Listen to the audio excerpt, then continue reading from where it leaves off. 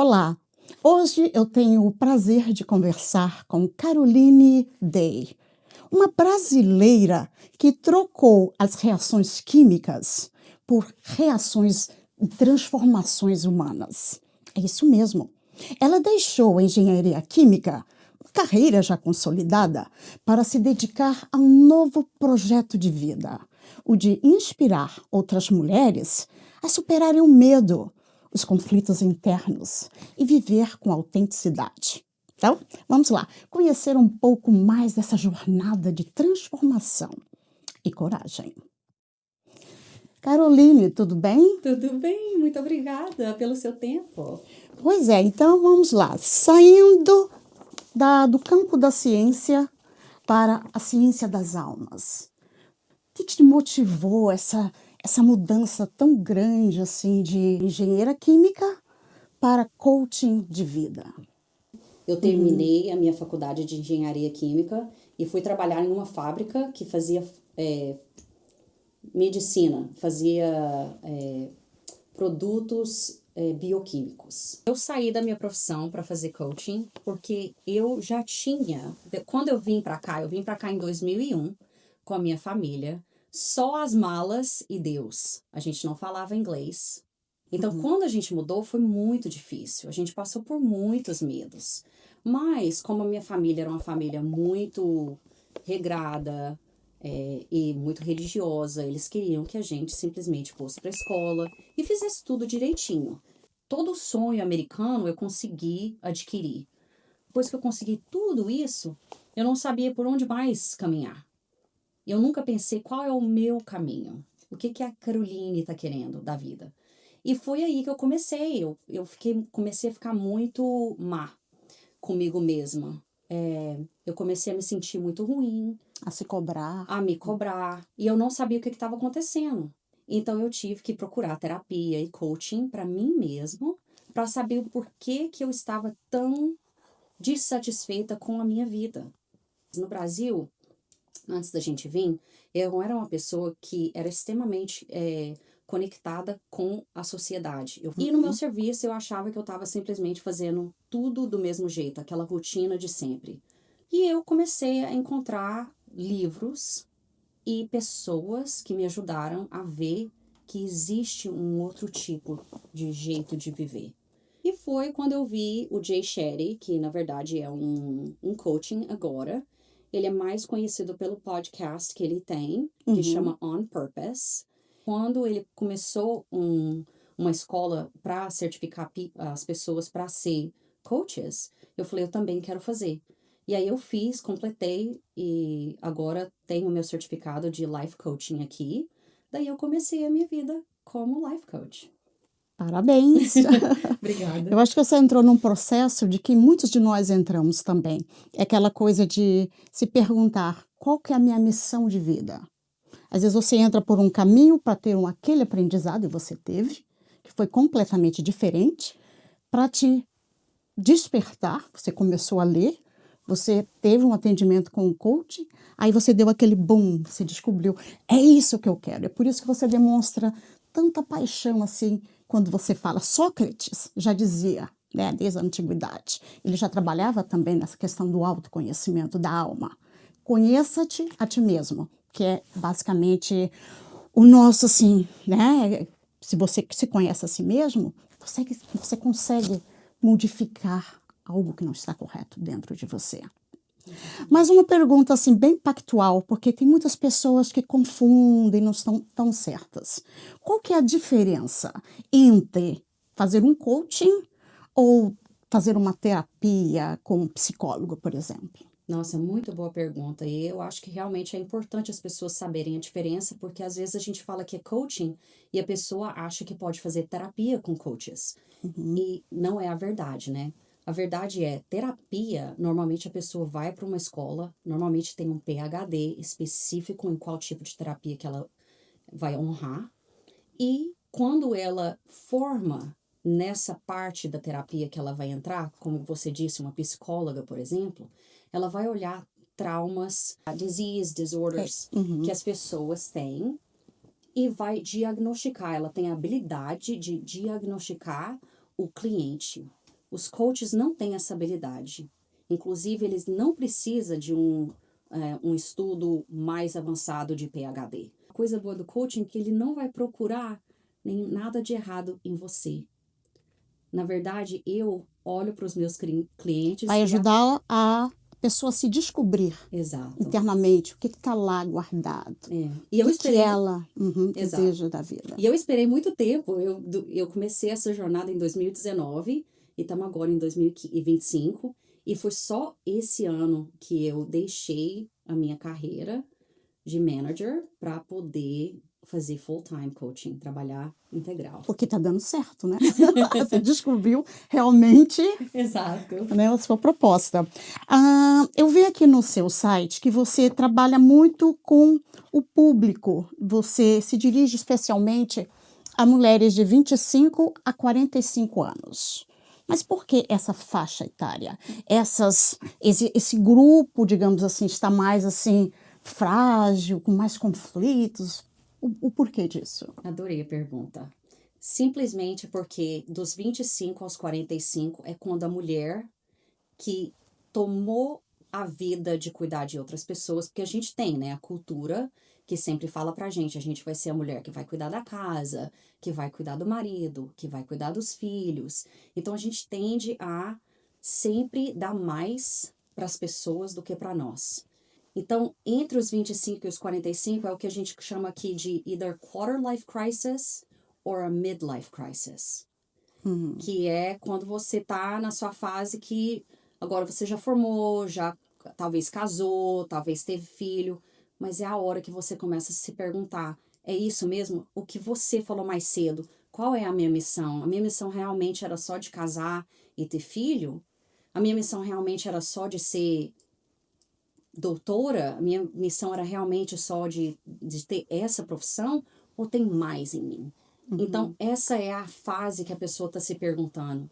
E eu não quero que a pessoa demore tanto como eu demorei para chegar lá. Entendido. E por que a exclusão masculina? Não tem nenhuma exclusão masculina. Inclusive, eu ajudo homens também. Ah, tá. Você Quando eu também comecei, a primeira coisa que me perguntaram é para mim escolher um nicho. Não sei como é que fala. Nicho. Um nicho no Brasil, né? Então, eu falei, eu não queria escolher um nicho, na verdade. Mas teve uma coaching que eu peguei que falou, se você quer ajudar todo mundo, você acaba ajudando ninguém. Então, escolhe um nicho para você começar. Você trabalha muito com a questão do medo. Mas como lidar com tantos medos? Você que é coach, o que você diz para uma pessoa que se apresenta com tantos esses medos, mesmo que ela não aceite isso? Que é normal. Eu acho que, pelo menos o começo tem muita gente no mesmo lugar que você. Às vezes tem pessoas que sentem muitos medos e pensam, nossa, eu tô sozinha. Mas isso é mais normal do que se parece. Muitas pessoas têm medo das mesmas coisas. Mas a gente tem tanto medo de tantas coisas porque o mundo, a nossa sociedade, tá falando pra gente, gritando nos nossos ouvidos que a gente precisa ter medo. E se a gente não olhar pra gente mesmo e falar o que eu tenho medo? Isso é o que o povo tá falando. Se eu ligar a televisão, eles vão falar pra mim que eu preciso ter medo, que eu preciso ter medo da sociedade, que eu preciso ter medo do banco, que eu preciso ter medo do vizinho. Então, às vezes, a gente tem que desligar o que o mundo tá falando pra gente, a gente tem que ouvir as nossas próprias vozes. Às vezes ela não fala, eu tenho medo de avião. Ela fala, não, eu não ando de avião. Ninguém assume o medo interno. Então ela não só assume o medo, mas ela se identifica com o medo. É como se ela se transforma no medo dela. Então, quando você não tem separação entre você e o seu pensamento e os seus medos, você acha que você é eles. Você se transforma neles. Então, o primeiro passo é literalmente fechar os olhos, entrar para dentro de si, ouvir o que é que os seus pensamentos estão dizendo e descobrir que você não é os seus pensamentos. Você tem pensamentos, mas eles estão se formando por causa da sua realidade, do que você está vivendo em volta de você. Eu leio muito o Joe Dispenza. Como é que é? Você incorpora alguma coisa disso, dessa reprogramação mental? Para responder a sua pergunta, Eu sim uso muito essa técnica. Então, na verdade, eu uso a parte científica da explicação do Dr. Joe Dispenza para poder trabalhar com os meus clientes. Eu explico para eles o porquê que a gente tem esse negócio de pensar certas coisas e por que que a gente tem medo. Na verdade, eu uso muita técnica do Dr. Joe Dispenza para ter essa análise. Então, eu sim uso a parte holística quando eu Para estou ajudar as para pessoas ajudar as também. pessoas, com certeza. Você criou um sistema de 4 etapas para ajudar as mulheres a se reconectarem, a descobrir o seu propósito. Fala um pouquinho desse processo. Com certeza. Então, a primeira etapa é realmente olhar qual é o medo que está impedindo você de ir para frente. E normalmente aquele medo tem a ver com alguma coisa que você está julgando, alguém está julgando e você não quer ser rejeitado. Medo da rejeição é uma Medo coisa da que as pessoas têm rejeição. muito. E às vezes a pessoa tem até medo do sucesso. As pessoas têm medo de que se elas conseguirem chegar aonde vão chegar, que vão ter mais responsabilidades, que não Uhum. vão conseguir. Às vezes eles sabem que vão conseguir chegar onde eles querem, mas assim que eles chegarem onde eles querem, eles têm medo do que vai acontecer com o sucesso. Tem gente que morre de medo. Não, eu não sei onde que eu vou chegar, então é melhor eu nem ir. Eu não sei o que vai estar atrás dessa porta, então não vou nem abrir. Por isso que a gente vê, assim, mulheres tão bem-sucedidas, que a gente pensa: "Pô, já tem tudo". São as que mais têm conflitos, às vezes. Até mesmo na questão da conciliação da carreira, mãe, família, marido, enfim. Aí você, né, já realmente comprova isso, né, que e você trabalha com esse grupo de mulheres bem-sucedidas? É uma das perguntas que eu ia te fazer. Muito bem-sucedidas. Eu trabalho com pessoas que, por exemplo, eu já trabalhei com enfermeira, já trabalhei com dentista, gente que estudou 10 anos numa carreira e que não quer deixar a carreira, ou às vezes eu faço também, na primeira sessão, eu faço um life assessment, que eu Uhum. faço literalmente, eu olho todas as áreas da sua vida. Às vezes as pessoas também não sabem do que elas têm medo. Elas sabem que tem alguma coisa que está deixando elas de agir, mas elas não sabem o que é. E às vezes ela vem para conversar comigo pensando que tem medo de alguma coisa ou que quer mudar alguma coisa, mas não é aquilo. Na verdade, eles querem mudar outra coisa. Essa enfermeira, por exemplo, ela achava que ela queria mudar de profissão porque ela ia para tudo quanto é lugar e estava super infeliz com a carreira dela. Mas o que ela descobriu é que ela não gostava de onde ela morava. Era um lugar Uau! frio, era um lugar que não dava felicidade para ela. E quando a gente fez é tipo mesmo um histórico da vida, da sua vida. A gente Uhum. faz um histórico e olha todas as suas áreas. Quando a gente olhou a área de ambiente, a gente viu tanto que ela estava infeliz no ambiente onde ela estava morando. Então ela resolveu mudar de estado. Ela mudou para Oregon e lá tem muito sol, é onde ela pode escalar montanha. E acabou o medo de querer. Ela achava que era o serviço, porque ela estava sempre infeliz no serviço, mas o que estava Uhum. impedindo ela era o ambiente da casa dela. Depois que a gente identifica, a gente tem que começar a olhar por que o medo está ali. Onde que começou? Uhum. E quando a gente descobre, a gente vai fazer uma análise do medo, tipo, uma análise do medo. O terceiro é, Uhum. na verdade, começar aos atos pequenos. Porque você não pode fazer nada muito grande, porque o seu corpo está muito cômodo fazendo, confortável, tá Uhum. seguro no que você é hoje. Então, para você mudar e ser outra pessoa, você tem que começar pequeno, porque senão seu corpo vai paralisar. Certo. E aí a terceira época é mesmo a última etapa, é quando eu converso com as pessoas, ela já fez o treino delas, já entrou numa época de adaptação, é da gente olhar o que ela quer fazer para frente, se ela quer mudar alguma coisa, porque às vezes você começa a fazer uma coisa e não é o que você queria, e ver o que você pode fazer mais na frente. Mas aí, no último, você já é uma pessoa diferente. Uau! Então, falando nisso, nessa linha, qual foi o resultado mais marcante que você testemunhou com relação a uma cliente que você tem atendido? Do primeiro step ao último step.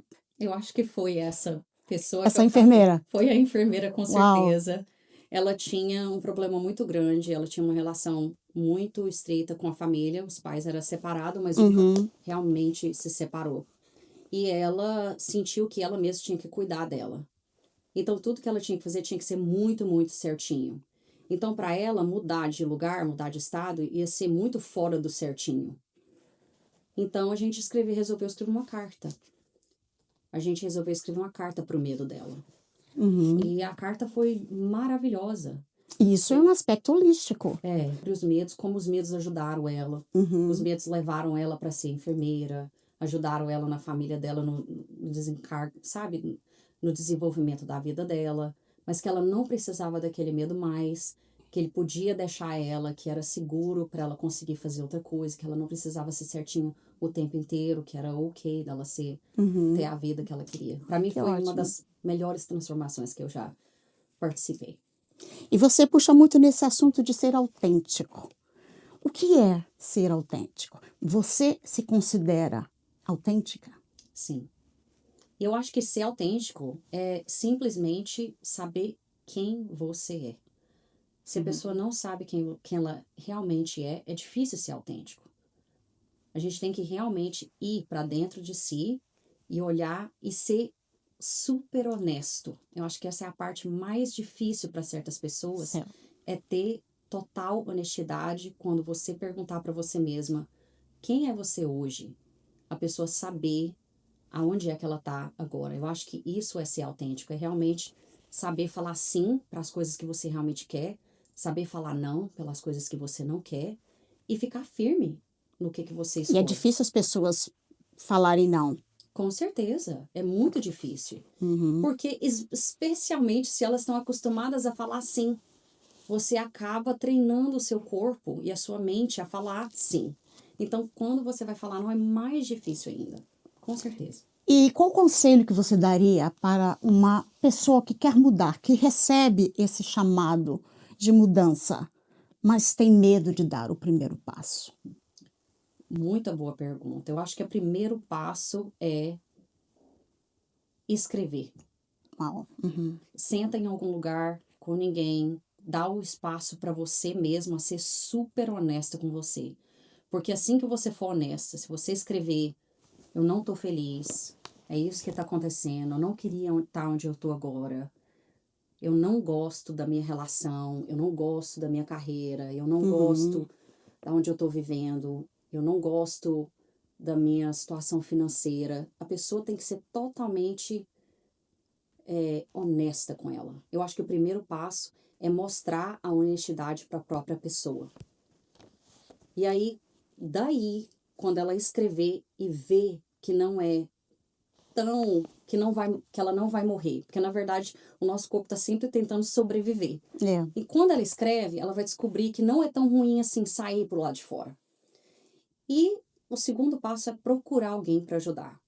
Procurar alguém que Uhum. vai abrir um espaço para essa Vai dar pessoa essa conversar, mentoria que entendeu? Às ajude. vezes não vai dar mentoria, às vezes a pessoa só precisa de um espaço para conversar. Uhum. Dar um espaço para a pessoa se abrir, para ela ter a coragem de tomar o primeiro passo. Você tem algum mantra ou algum mudra que você, Caroline, usa, que você implementou na sua rotina do dia a dia e que você poderia aqui compartilhar com os nossos telespectadores? Sim, com certeza, muitos. Inclusive, um foi Jim Quick. Uhum. Ah, ele falou que, normalmente, se você dorme com seu celular perto de você, que isso não é bom por vários motivos. Primeiro, você vai evitar de Frequência. acordar e pegar no seu celular, Uhum. mas tem também a parte gamma rays, né, que É. tem radiação Radiação, a no frequência, frequência né, do tudo isso. celular. Uhum. Então, uma das primeiras coisas é eu não durmo com o celular dentro do quarto. Eu demorei 1 ano para pedir meu marido para tirar o celular do quarto. Do meu lado não tinha celular, do outro lado tinha celular por 1 ano. Porque a gente tem vício no celular, né, o Daí a tempo gente acabou inteiro. tirando, então os dois não dormem com o celular do lado. Quando eu acordo, a primeira coisa, meu mantra é gratidão. Eu sempre Gratidão. agradeço por todas as coisas que eu tenho. Eu agradeço por toda a abundância que eu vivo, por tudo que eu tenho hoje. pelas coisas maravilhosas que eu tenho, e eu acabo falando especificamente as coisas que eu tenho. E eu falo que vai ser um dia maravilhoso. Today's gonna be a fantastic day, an awesome day. E eu também escrevo as coisas que eu quero ser. Por exemplo, eu quero ser uma pessoa fit, né? Eu quero trabalhar isso. Então, eu tento ir na academia 3 vezes por semana. Então, nos dias que eu tenho que ir na academia, às vezes eu não tenho aquela motivação, mas eu falo, eu sou aquela pessoa que vou na academia. Claro. Então, eu acabo levantando para academia. Então, tem várias Motivação coisas. diária, né? Yes, sim. Foi muito legal conversar com você e prazer. para quem quiser conhecer mais sobre o seu trabalho, como te encontrar? Bom, eu criei, né, eu sou founder and CEO da minha empresa, que chama Safe Data Change. A tradução é um dia seguro para mudar. O meu website é safedatachange.com. Eu tô no Instagram. Também eu tenho um newsletter, se alguém quiser, que também Ótimo. tá no meu Instagram e tá no meu website. Se a pessoa quiser, eu faço newsletters weekly, toda semana. Eu tiro alguma coisa e é sempre uma coisa da minha vida para a pessoa aprender, se sentir inspirada. Na verdade, a primeira consulta é de graça. Se a pessoa Ótimo. quiser só fazer uma consulta, saber o que eu faço, a pessoa pode simplesmente fazer um apontamento e descobrir se ela realmente está preparada para isso. Ok. Agradeço a todos vocês que assistiram a essa entrevista e se você gostou, considere se inscrever, curtir, comentar e compartilhar. Até mais. Até mais, Carolina. Muito obrigada. Até mais.